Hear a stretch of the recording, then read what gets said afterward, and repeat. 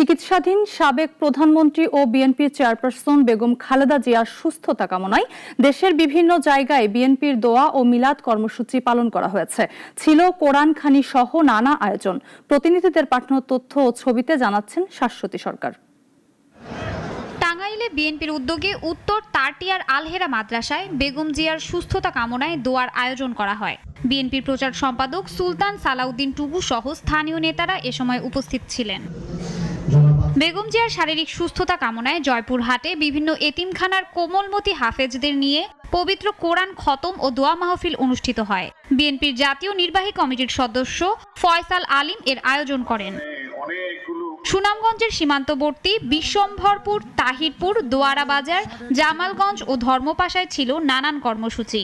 দোয়া ও কোরআন খতমের আয়োজন ছাড়াও মসজিদ, বাজার ও গ্রামের উঠোনে মাহফিল আয়োজন করা হয়।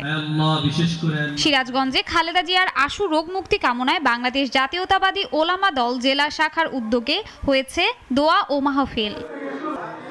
শাশ্বতী সরকার, নাগরিক।